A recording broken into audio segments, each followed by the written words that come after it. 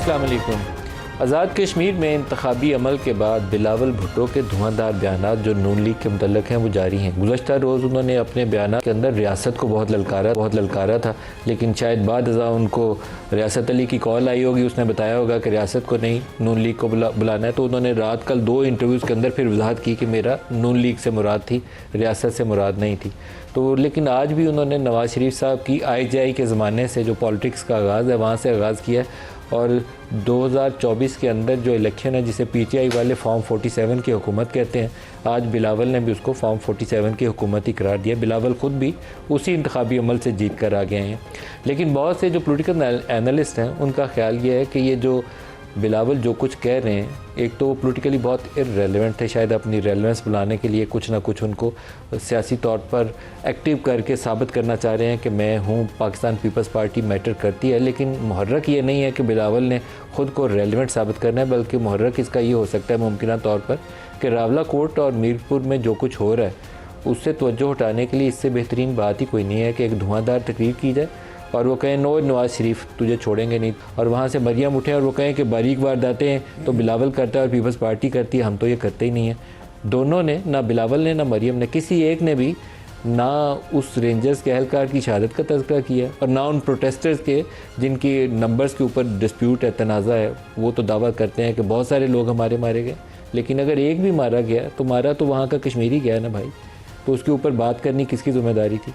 तो ना मरियम को उसका कोई टेंशन है, ना बिलावल को उसकी टेंशन है। वो बताते हैं ये IJI नवाज़ शरीफ इस्टेब्लिशमेंट के कंधों पे आया, 2024 47 में आया। मरियम कहती है नहीं हमने डील नहीं किया, आपने डील की। दोनों ने लोगों को मरने का तज़किरा नहीं किया, कोई एक बंदा तो जहमत कर लेता। सुनिए आज बिलावल क्या कह रहे हैं।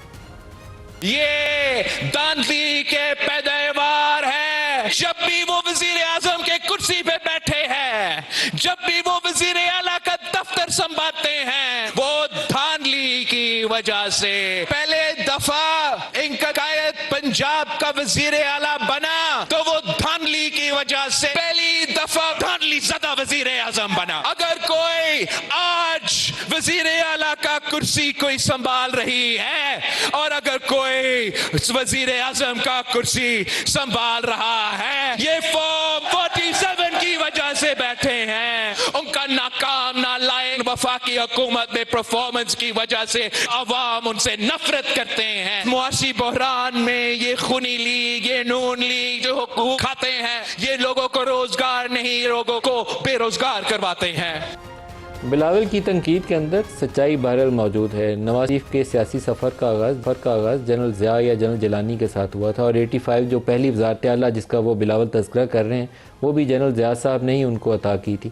उसके बाद जो पहली वज़ारत उज़्मा का वो उनको ताना दे रहे हैं वो भी IJI के ज़रिए बनी थी, और वो मशहूर ज़माना केस है कि IJI के ज़रिए किस तरीके से एजेंसीज़ के ज़रिए पैसे बांटे गए थे IJI की हुकूमत बनवाने के लिए। मकसद अल्लाह पाक मग़फ़िरत फरमाए बेनज़ीर भुट्टो की, उनको इक़्तिदार से दूर रखना था क्योंकि उनको सिक्योरिटी रिस्क करार दिया जाता था।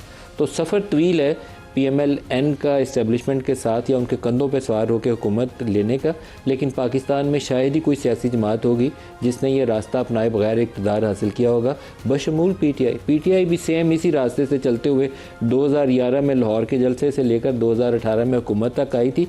लेकिन कंधे पे उन पे बैठ के जो आता है वापसी का सफ़र भी उनके कंधों पर ही होता है। इससे हमारे सियासतदान सीखते कुछ नहीं है।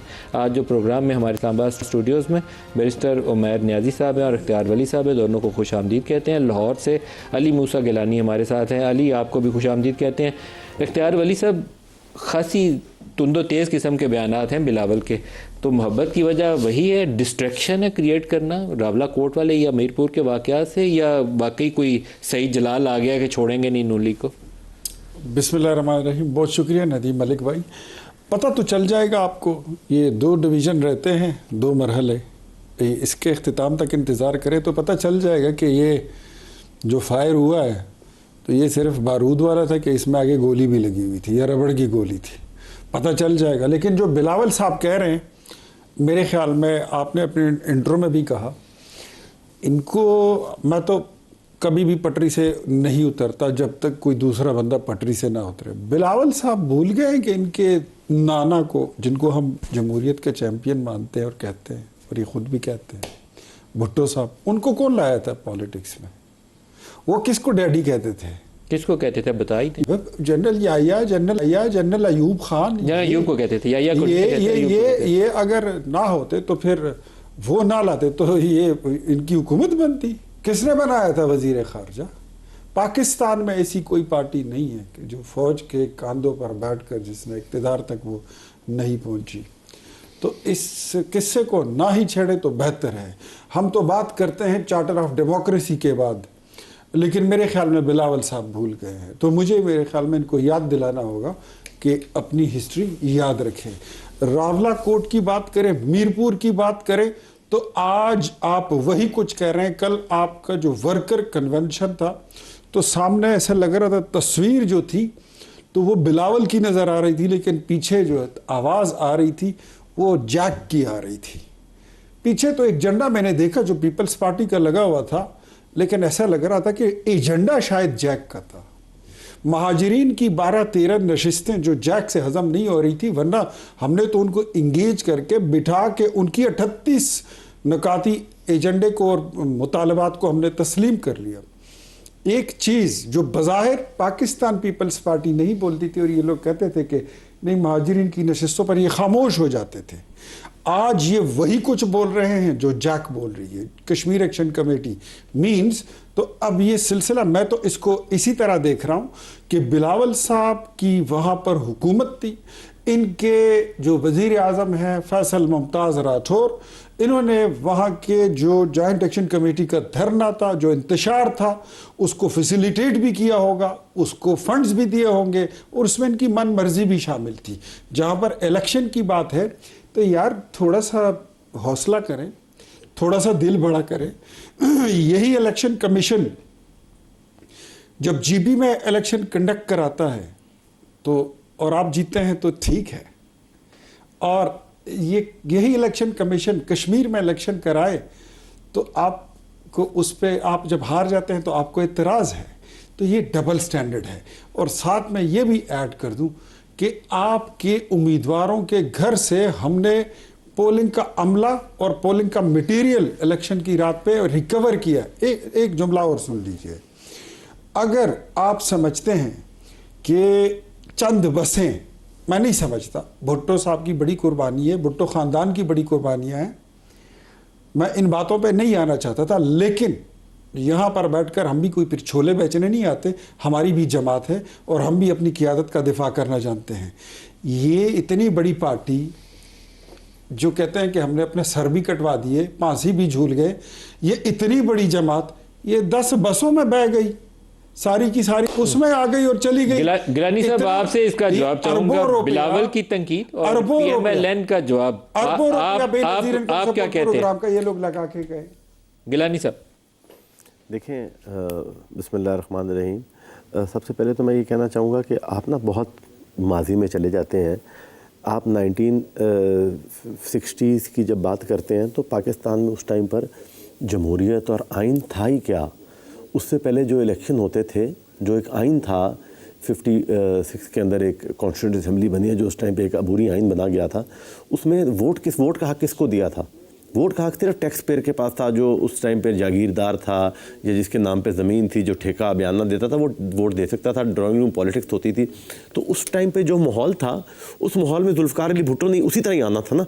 और उसके बाद उसने मिनिस्टर भी बनना था अयूब के दौर में, और फिर अयूब को ललकारना भी उसी ने था, और उसके बाद 1 मैन 1 वोट का इख्तियार भी दिया गया। तो ये ना कहा जाए कि उस जुल्फ़िकार अली भुट्टो को जो कि वाक़ई में ही और वो हकीकत पाकिस्तान में जमहूरियत लाने में, जमहूरियत का पौधा लगाने में जुल्फ़िकार अली भुट्टो का ही किरदार है। तो ये अब जब मियां मोहम्मद नवाज शरीफ साहब की बात करते हैं या किसी और की बात करते हैं तो उसको फ़ौरन ही घूम के चले जाते हैं उधर। हम सब जो हैं और इस्टेब्लिशमेंट के साथ। गिलानी साहब, मैं वैसे नवाज शरीफ का और भुट्टो का मुआवजा तो नहीं करूंगा, लेकिन जब नवाज शरीफ को भी वज़ारत आला मिली तो उस वक्त भी तो ज़्यादा इक़्तिदार पे काबिज था ना, तो उस टाइम पे तो आइन आ चुका था, एब्रोगेट हो चुका था। वो तो एक पोजीशन है, ये तो यूँ कहें कि जैसे मुशर्रफ आया था उस टाइम पे वो था। मैं पाकिस्तान बनने के नदीम साहब आपसे मैं ये उम्मीद नहीं करता था कि आप एप्पल्स एंड ऑरेंजेस को कंपेयर करेंगे। प्लीज़, आपको मैं बिल्कुल भी ये नहीं समझता था। आप ज़ियाउल हक का इक़्तिदार और अयूब खान को और पाकिस्तान की जो पाकिस्तान जब बना और उसकी जो उस टाइम पे जो सब कुछ हो रहा था, आपने दोनों को कंपेयर करें, इस तरह नहीं था, वो डिफरेंट चीज़ थी। खैर this is not a history lesson, और ना ही मैं यहाँ पर हिस्ट्री बताना चाहता हूँ, ना सीखना चाहता हूँ। ये मैं एक उन्होंने बात की तो मैं उसका जवाब दे रहा हूँ। जहाँ पर आगे बात इलेक्शन की, देखिए मैं ये समझता हूँ कि इसमें कहीं ना कहीं ज़रूर जज्बात हीटेड होते हैं, और जब आप तकरीर कर रहे होते हैं, जब आप पब्लिक के अंदर होते हैं, तो आपने पब्लिक के साथ, पब्लिक जो है ना उसको आपने सच ही बताना होता है। उससे आप जो है ना, उससे आप दूर नहीं हो सकते हैं, चाहे आप जो मर्ज़ी कर लें, वो अपील ही नहीं हो सकती। आप पब्लिक के सामने अब जैसे इख्तियार वली साहब अब यहाँ पर बैठ के बात कर रहे हैं ना, ये यहाँ पर बैठ के बात कर रहे हैं कि हमने इन्होंने एक बात, मैं समझता हूँ कि वो बात बग़ैर फैक्ट के की होगी, और इन्होंने अपनी लीडरशिप के दफ़ा में और इस्टेब्लिशमेंट को खुश करने के लिए इन्होंने बात कर दी होगी कि जी पीपल्स पार्टी का क्योंकि वज़ीर आज़म था तो उन्होंने जैक को शायद सपोर्ट भी किया होगा, फंड भी दिए होंगे। ये अपनी CV बिल्ड कर रहे हैं इस्टेब्लिशमेंट के लिए, क्योंकि आपका मेरा शो वो देख रहे होंगे, तो इन्होंने ये सोचा कि मैं उधर अपने नंबर टांग लूँ पूरे, और उधर मैं ये कह दूं कि बिलावल जो है वो जैक के एजेंडे के ऊपर चल रहा है। पाकिस्तान पीपल्स पार्टी किसी ऐसे एजेंडे पे नहीं है जो कश्मीर कॉज के ख़िलाफ़ हो, जो पाकिस्तान के ख़िलाफ़ हो, जो पाकिस्तान की सालमियत के ख़िलाफ़ हो, जो फेडरेशन ऑफ पाकिस्तान के ख़िलाफ़ हो, और जो कि पाकिस्तान की किसी भी, चाहे वो इस्टेब्लिशमेंट है, चाहे वो पाकिस्तान की जमहूरियत है, उसको वो ठेस पहुँचाए। वो कश्मीर में हो, वो गिलगित बल्तिस्तान में हो, वो सिंध में हो, वो बलूचिस्तान में हो, वो पंजाब में हो, या वो KP के अंदर हो, हम उसको किसी को सपोर्ट भी नहीं करेंगे और उसको हम पनपने नहीं देंगे। जहाँ पर रहा सवाल तकरीरों का, तो तकरीरें PMLN की तरफ से भी होती हैं, पीपल्स पार्टी की तरफ से भी होती हैं। और ये एक बात देखें, जब इस तरह की शाख खर्चियाँ होती हैं ना, एक बसों की बात नहीं है, फिर हम 18वीं तरमीम को डिफेंड कैसे करें?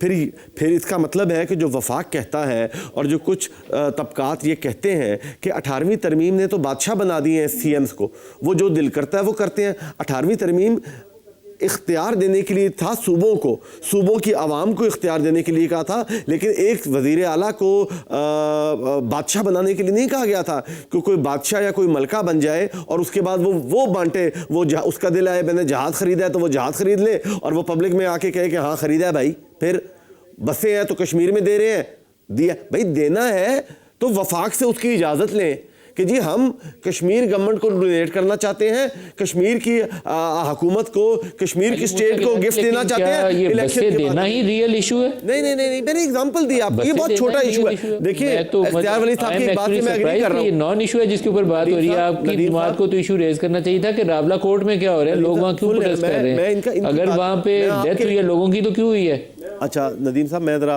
पॉइंट बाय पॉइंट आ जाऊँ, क्योंकि आपने जब इंट्रोडक्शन कराया उसमें आपने रावला कोर्ट और मुजफ्फराबाद वाला इशू बात किया, उसके बाद इख्तियार वली साहब आगे इन्होंने बात की, तो मैं इनका कंप्लीट करके आपके पास आ रहा हूँ। तो ये बात बसें वाली बात वाकई छोटी है, ये चलता है पॉलिटिकल, जिसके पास जिसकी लाठी उसकी भैंस, ये लोग चले जाते हैं। जहाँ पर जो इंसिडेंट आप वहाँ पर हो रहा है, देखिए हमें सियासत से बढ़कर इंसानी जानों का जो ज़िया है, चाहे वो हमारी अफवाज है, वो हमारी सिक्योरिटी एजेंसीज हैं, वो हमारी पुलिस है, या वो आम शहरी हैं, हर जान की एक ही कीमत है, इक्वल कीमत है, और हम उस पर गहरे दुख का भी इजहार करते हैं। और इन चीज़ों को कंट्रोल करना सबसे पहले मैं ये समझता हूँ कि ये वो जो वफाकी हुकूमत है, ये उसका काम है कि वो हम आहंगी क्रिएट करे, वो बैलेंस क्रिएट करे, वो एतमाद क्रिएट करे, वो सूबों के अंदर भी एतमाद क्रिएट करे, वो जो स्टेट्स हैं, चाहे वो गिलगित बल्तिस्तान है या वो आज़ाद कश्मीर है, उनके अंदर ऐसा एलिमेंट नहीं होना चाहिए जो पंजाब की आवाम समझती है कि हमारा वज़ीर आला के साथ कोई ताल्लुक़ नहीं है, वो बहुत बड़े लोग हैं, हम बहुत छोटे लोग हैं। पब्लिक से दूरी जो है ना, ये PMLN को मैं मशवरा देता हूँ, इख्तियार वली साहब भी बंद कमरों में देते होंगे कि भाई ऐसी चीज़ें करो जो पब्लिक अपना आपको आपके साथ रिलेट कर सके। पब्लिक PMLN को अपने साथ रिलेट नहीं करती है, इसलिए ये अपनी CV भी इस्टेब्लिशमेंट के सामने बिल्ड करते हैं, पब्लिक के सामने बिल्ड भी नहीं करते हैं। तो मैं इनको ये मशवरा ही दूंगा, मैं भी सियासी वर्कर हूँ। जो अली मूसा गिलानी साहब हैं, इन्होंने 2 दफ़ा या 3 दफ़ा दोहरा के कहा कि ये जो बातें कर रहे हैं इख्तियार वली साहब, ये इस्टेब्लिशमेंट के सामने अपनी CV मजबूत करने के लिए ये बातें कर रहे हैं। तो फिर पॉलिटिक्स का महवर तो एक ही हो गया ना कि इस्टेब्लिशमेंट के सामने अपनी CV कैसे बेहतर करनी है। इसके अलावा तो फिर आपका मतबा नज़र किसी सियासतदान का होगा ही नहीं। लोग हैं या नहीं है, जिंदा है, मर गए हैं, बस है या नहीं है, फिर तो नॉन इशू हो गया ना जी। हकीकत तो फिर यही है, अगर देखें तल्ख हकीकत कहें, देखें तकरीर का भी लुबे लुबाब यही है। जब एक फॉर्म 47 की हुकूमत हम जो कहना शुरू हुए थे, आज चलें उसे स्मोक स्क्रीन कहें जो कहें, मगर जो एलिगेशन जिस चीज़ को आप भी इंडोर्स कर रहे हैं कि उसमें हकीकत है, तो हकीकत किस चीज़ की है कि पाकिस्तान में स्ट्रिंग्स कोई और पुल कर रहा है। जब कोई और स्ट्रिंग पुल करता है तो नेचुरली पॉलिटिकल लीडरशिप किसी और तरफ दिखती है। और उसकी कबाहत क्या होती है कि आज देखें कि हम अपनी पॉलिटिकल लीडरशिप को ज़्यादा डिफेंड करने में इंटरेस्टेड हैं बजाय इसके कि मुल्क के पाकिस्तान को डिफेंड करें। देखिए रियासत के क्या मसाइल हैं। रियासत का इस वक्त सबसे बड़ा मसला क्या है कि रियासत में अवाम और आपके रियासती इदारे आमने सामने आ गए। ये चीज़ नहीं होनी चाहिए थी, और ये चीज़ एक सूबे से चलती चलती पूरे पाकिस्तान में जो है ना फैल गई है। उसकी तरफ हम बात नहीं कर रहे।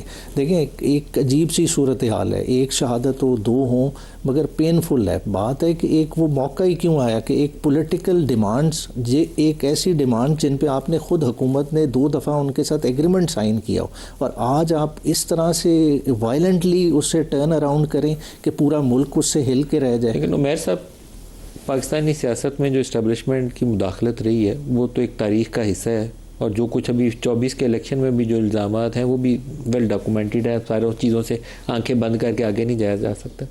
लेकिन रोल ऑफ पॉलिटिकल लीडरशिप किसी ने असर्ट भी तो करना होता है ना। सियासी जमात का एक सरबराह है, नवाज़ शरीफ है, कायद, पीपल्स पार्टी है, बहुत बड़ी जमात है। आप भुट्टो साहब के लिए जो उनकी पार्टी क्लेम करती है कि उनकी बहुत बड़ी सेक्रीफाइस है पाकिस्तान में डेमोक्रेसी, बोला मोहतरमा बहुत बड़ी कुर्बानी है उनकी, यहाँ पे उनको असैसिनेट किया गया पिंडी के अंदर। लेकिन उनकी जमात भी, PMLN भी, PTI भी, जिस चीज़ के ऊपर उनकी तवज्जो होनी चाहिए वो तवज्जो तो नहीं है। तो फिर सियासतदान का रोल तो पीछे चला गया ना, ख़त्म हो गया सियासतदान का रोल। वो क्यों ख़त्म हुआ है? देखें वो जो है गिलानी साहब ने भी उसी तरफ हवाला दिया कि देखें राब्ता ख़त्म हो गया। राब्ता किस तरफ बहाल हो गया है, जिसकी तरफ सारे देख रहे हैं कि जो ताकत का महवर है, मगर असल में ताकत का सरचश्मा तो आवाम थी, उसकी तरफ कोई देख ही नहीं रहा। जब पॉलिटिकल पार्टीज़ का राब्ता आवाम से वीक हो जाए तो जिस तरफ से कुछ आ रहा होता है फिर वो उसी तरफ देखते हैं, फिर उसी तरफ डोरे डाले जाते हैं, उसी तरफ अपीज़ करने की कोशिश की जाती है। और ये इस तरह का ट्रैप है कि आपको कॉम्प्रोमाइज़ दर कॉम्प्रोमाइज़ करने पड़ते हैं। क्या हमारे पॉलिटिकल लीडर्स केयर करते हैं कि लोगों को क्या चाहिए? किसी वज़ीर आला को, मरियम को हुकूमत चाहिए तो वो लोगों के लिए फ़िक्रमंद है। शहबाज शरीफ साहब को बहुत फ़िक्र है लोगों की कि किस हाल में पेट्रोल महंगा हो रहा है, बिजली महंगी हो रही है, या उन्हें कुछ और करना है? देखें 8 फरवरी से पहले तो सूरत हाल कुछ और थी। तमाम पॉलिटिकल पार्टीज़ अपने एक वेल प्लान्ड एजेंडा के साथ आती थी। देखें अगर पीपल्स पार्टी पुराने दौर में आई तो पीपल्स वर्क प्रोग्राम लेके आई, एक अपना उनका विजन था, उसने फंक्शन किया नहीं किया एक डिफरेंट स्टोरी। इसी तरह नून लीग ने अपना एक इंफ्रास्ट्रक्चर डेवलपमेंट के एजेंडे को लेके आई। अगर PTI आई तो इंसाफ और ग्रीन इनिशिएटिव, फॉरेस्ट, ये वो इस तरह की चीज़ों को सामने रखा। अवामी इशू सामने थे। मगर आज की सियासत में क्या है? आज की सियासत में अवाम नहीं है। आज की सियासत में क्या है? आज की सियासत में बंदर बांट है कि फ़लाँ GB अगर आपको मिल गया तो अब आपको कश्मीर नहीं मिल सकता, कश्मीर हमने दूसरी जमात को देना है, ये फ़ैसला हो गया। फिर अब आज जितनी मर्ज़ी तकरीरें कर लें वो आपकी तकरीरें असर नहीं लाएंगी, क्योंकि वो बुनियादी बंदर बांट के ही अगेंस्ट है। इसी तरह वो बड़े आइनी ओहदे हैं, आप भी आने वाले आप दिनों में देखेंगे चीज़ें रीशफल होंगी कि जी आपने 2.5 साल एंजॉय कर लिए, अब आएँ, अब नए खिलाड़ी उतारे जाएंगे। तो ये सारी चीज़ें हैं क्योंकि हम लोगों से दूर हो गए हैं, लोगों की इसमें से ही नहीं है, और ये बड़ी ख़तरनाक सिचुएशन है। देखें हम एक ऐसी एम्पायर बिल्ड कर रहे हैं जो वैक्यूम है, और वैक्यूम वाली चीज़ जिस वक्त गिरेगी तो वो सबके लिए बहुत ज़्यादा तकलीफ दे होगी। इख्तियार साहब, पहले तो आप CV का ही जवाब दे दें। आपने 2-3 दफ़ा, उन्होंने मूसा साहब ने कहा कि आप CV पेश कर रहे हैं अपना। देखिए ये अली भाई जो है तो बोलते बोलते I wish him good luck. अभी मुझसे छोटे हैं, नौजवान हैं, उन्होंने आगे जाना है। तारीख़ भी पढ़ते हैं तो मेरे ख्याल में पूरी पढ़ लिया करें। IGI का जिक्र करते हुए आप PDF का जिक्र भूल गए। पाकिस्तान डेमोक्रेटिक फ्रंट किसने बनाया था? MMA किसने बनाया था? अगर वो इस्टेब्लिशमेंट ने बनाया था तो फिर IGI भी उन्होंने ही बनाई होगी, लेकिन अगर वो ऑर्गेनिक था तो फिर IGI भी ऑर्गेनिक है। अब मुझे ये बताइए, मेरे साथ उमर रियाजी साहब बैठे हुए हैं, आज बड़ा अच्छा बोल रहे हैं 2018 में इनकी पार्टी कैसे आई थी। कौन नहीं जानता कि जनरल फैज़ हमीद कौन था, ये अदलिया का उस वक़्त क्या किरदार था। हमने नहीं सुना वो क्लिप के आप ये बाप बेटी दोनों जो है मरियम और नवाज शरीफ को डिस्क्वालीफाई नहीं करेंगे तो हमारी तो 2 साल की मेहनत ज़ाया हो जाएगी। आप भूल गए हैं, हमें तो याद है। और उस वक़्त आपकी पार्टी के लोग भी हमारे साथ बैठकर ये बातें करते थे कि हम पीपल्स पार्टी छोड़ने के लिए तैयार हैं। PTI के लोग भी कह रहे थे कि हम छोड़ने के लिए तैयार हैं, हमारे साथ कमिटमेंट कर ले, हम नून लीग का टिकट दे दें। हमने तो अपने स्टेक सारे तंदूर में फेंक दिए पाकिस्तान की खातिर, इसलिए कि आज बिलावल साहब उठ के हमें ये ताना देंगे कि फार्म 47 की हुकूमत, ये तो PTI का एक बयानिया था। तो अगर आप इसको एंडोर्स करते हैं तो फिर ताना मत दें, ताना मत दें। ये ताना देना मानले की मासियों की तरह बिलावल साहब के साथ नहीं जचता। फिर शुरू करें, बिस्मिल्लाह करें, प्रेसिडेंट हाउस से इस्तीफा दे, डिप्टी स्पीकर दे, चेयरमैन सेनेट दे, बलूचिस्तान का CM दे, आपके साथ आपके गवर्नर बैठे हुए हैं वो दे, और जो KP में गवर्नर बैठे हैं वो इस्तीफा दें। और सबसे बड़ी बात, जो सबसे बड़े पैसे हमने दिए हुए हैं बेनज़ीर इनकम सपोर्ट प्रोग्राम में, कि वो पॉवर्टी एलिवेशन के लिए थे, और वो पैसा इस्तेमाल हो रहे हैं गिलगित बल्तिस्तान के इलेक्शन में, वो पैसा इस्तेमाल हो रहे हैं कश्मीर में, अरबों रुपए वो गरीबों का पैसा उधर लगाते हैं। क्या पीपल्स पार्टी का विजन ये है? हम तो इन बातों पे नहीं आना चाहते थे, लेकिन अब अगर आना ही पड़ा तो फिर आएंगे। और फिर सारी वो बातें जो पर्दे के पीछे हैं, जिसका कौम को नहीं पता, वो फिर बताएंगे। आज बता ही दें वो बातें, बता ही दें। ये हमारे जहाज की बात करते हैं, हमारा जहाज तो उधर खड़ा है, वो पैसे बताएं जो आपने BISP से निकाल के वो कहाँ लगाए हैं, कहाँ गए? इलेक्शनों पे लगाते हैं, अपने उम्मीदवारों को देते हैं। चौधरी यासीन कैंपेन साहब, चलाते हैं। पाकिस्तान पीपल्स पार्टी से AJK से हमें यासीन साहब आपका बहुत शुक्रिया। यहाँ पर सवाल जवाब हो रहा है। एक पार्टी का इल्जाम है कि धांधली बहुत की PMLN ने, दूसरे कहते हैं कि नहीं पीपल्स पार्टी ने की। आप बताइए, आपके पास सबूत शवाहिद क्या है चौधरी यासीन साहब? बिस्मिल्लाहिर्रहमानिर्रहीम। थैंक यू मलिक साहब, thank you for having me. Malik साहब, मैंने अभी आपको कोई भेजे हैं सबूत कि ये कोई जो मेरे पास सदका हैं जो 40 स्टेशन। बात यह है जी कि ये आज़ाद कश्मीर के अंदर जो है वो जनरल जो टर्नओवर है वो इस वक्त बहुत कम रही है। कोई मीरपुर डिवीजन में 30% से कहीं नहीं गई, इससे बड़ी नहीं। जिस हल्का से मैं चूंकि 2 हल्कों से इलेक्शन लड़ा था, LA10 LA12, तो LA10 जो है वहाँ जो पोलिंग रेशो है वो 28% है, यानी 96,000 वोट है तो हल्के का, और 28,000 पड़ा है टोटल जहाँ से मैं इलेक्ट हुआ हूँ। दूसरा जो हल्का मेरा है वहाँ मैं 7 बार MLA बना हूँ वहाँ से LA12 से, और पिछले इलेक्शन में मेरा बेटा जो है वो मैं 2 जीता था। तो जब ये भाई LA12 छोड़ी तो मेरा बेटा उस वक्त एक केस में, झूठे केस में जेल में था, वो जेल से जो है वो जीत के आया और मेरे से ज्यादा है। यानी 2 हुकूमतों के वसाइल का मुकाबला करते हुए आज़ाद कश्मीर के अंदर जो है वो अभी भी PTI की हुकूमत थी, और इधर कश्मीर, अपने कश्मीर के अंदर भी और पाकिस्तान में भी।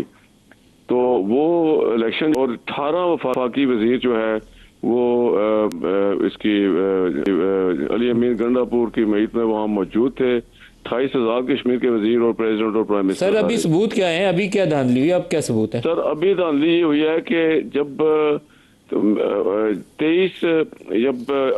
30% से कहीं और रेशो नहीं है, तो कोटली में 3 हल्कों में जो LA9 है, LA10 है, LA11 है, इनमें कुछ ये मैंने भेजा है, ये देखें आप कि इनमें 99.69% पोलिंग है। ये किसी मजहब दुनिया में जो है वो ये कभी नहीं हुआ कि तो सर ये कैसे हुआ? यहाँ कैसे हुआ? ये ठप्पे लगा जी। पंजाब पुलिस जो है वो गई हुई थी, इनके कमांडोज के वो थे, वो खुद अपने उम्मीदवारों के साथ थे। अंदर जाकर मेरे पास सबूत है कि मेरे पोलिंग एजेंटों को मार के उनको कमरों में बंद कर दिया और थप्पे लगाते रहे। और उसके बाद जो है वो शाम को जो है 99% vote, can you imagine Malik साहब के यानी पूरे डिवीजन में जो है 30% नहीं हुए थे। चौधरी यासीन साहब, आपका अगर ये 99% ही है तो कंसर्न जायज़ है, लेकिन हमने फरवरी 2024 में देखा था कि वो ठप्पे लगाने की जरूरत ही पेश नहीं थी। फॉर्म 47 ने सारे दुखों का इलाज कर दिया था। जी ये भी जो है वो फॉर्म 47 ही है। ये नून लीग जो है चूंकि ये बिलीव ही फॉर्म 47 पे बिलीव करती है, और ये हम कभी भी they have never won the elections through a political Ajay, election commission में आप गए हैं? इस धांधली का जो इल्जाम आप आयद कर रहे हैं सबूतों के साथ, इलेक्शन कमीशन में गए आप? जी मैं इलेक्शन कमीशन को उस दिन मैं फोन करता रहा कि फलां पोलिंग स्टेशन पे ये ठप्पे लगा रहे हैं। मैंने डिप्टी कमिश्नर को फोन किया, मैंने एसएसपी को फोन किया, मैंने आरओ को फोन किया। में इलेक्शन कमीशन में दरखास्त नहीं दिया आपने? दरख्वास्त दिया है मैंने, उसी दिन दरख्वास्त भेजी। मैंने कहा जी ये इतना जो है 40 हल्के जो है किसको दरख्वास्त दी है सर आपने? मैंने चीफ इलेक्शन कमिश्नर को, आज मैं मिला चीफ इलेक्शन कमिश्नर से। सर वो दरखास्त की कॉपी तो हमें दे रहे हैं, हम वो भी स्क्रीन पे डाल देते। जी मैं कॉपी भेज रहा हूँ आपको। आप भेज दें सर, मैं ब्रेक ले लूँ, मैं कॉपी ब्रेक के बाद स्क्रीन पे डालता हूँ कॉपी। आप कॉपी हमारे साथ रहिएगा जी, एक ब्रेक ले।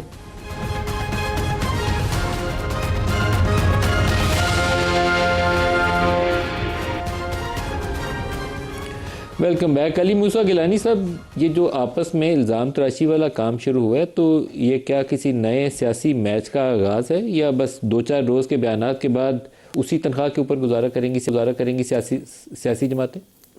देखें, मैं ऐसे समझता हूँ कि जैसे मैं तो हमेशा से ये कह रहा हूँ कि ये इलेक्शन का अंदर जो है, इलेक्शन के माहौल के अंदर एक हीटेड आर्गूमेंट दोनों तरफ से होती हैं और ज़रूर हुई हैं उसके अंदर, लेकिन हम शाह से ज़्यादा शाह के वफ़ादार यहाँ पर ना ही बने तो बेहतर है। मैं सिर्फ़ और सिर्फ एक चीज़ को सबसे पहले रिकॉर्ड पे करेक्ट करना चाहूँगा, क्योंकि वो बेसिकली तो वो हुकूमत का काम है करना। वली साहब यहाँ पर कह रहे थे कि BISP का पैसा उड़ा रहे हैं। BISP का जो बोर्ड है वो एक इंडिपेंडेंट बोर्ड है जिसकी चेयरपर्सन पाकिस्तान पीपल्स पार्टी की ज़रूर सेनेटर है, लेकिन उसका जो सेक्रेटरी है, जो चीफ फाइनेंशियल ऑफिसर होता है, वो secretary to the government of Pakistan है। ये ऐसा पैसा नहीं है, ये एक ऐसा ऑडिटेड पैसा है जो पाकिस्तान नहीं, यूरोपियन यूनियन, दुनिया के हर ममालिक जो उसमें फ़ंड देते हैं वो उसका तिया पांचा निकालते हैं उस ऑडिट का। ये क्या बात कर रहे हैं कि वो पैसा डाला जा रहा है। चलो शुक्र है, एक बात तो ये मानते हैं कि आज BISP जो भी पैसा BISP का है वो पीपल्स पार्टी की वजह से ही चल रहा है। चले, हम भी तो ये कहते थे, ये तो दोनों जमातें ख़त्म करना चाहती थी, हम चाहते थे कि गरीबों को मिलता जाए पैसा, और वो हमने बढ़वा लिया। लेकिन मैं ये बताता हूँ कि मेरे हल्के के अंदर 60,000 ख़ानदान में से को तकसीम हो रहा है। आपको क्या लगता है वो सारे मुझे वोट देते हैं? नहीं, हम पब्लिक की बात करते हैं। लाहौर के हलकों में मिल रहा है, जहाँ पर पीपल्स पार्टी के कैंडिडेट को 2-2 हज़ार वोट मिलता है, वहाँ पर 20-20 हज़ार ख़ानदान को तो BISP मिल रहा होता है। हमें वोट की लालच तो नहीं है। ये क्या बात करते हैं इस तरह की चीज़ों को। एक ऐसा प्रोग्राम, गिलानी साहब बिलावल भुट्टो ने शहबाज शरीफ को फॉर्म 47 का वज़ीर आज़म कह के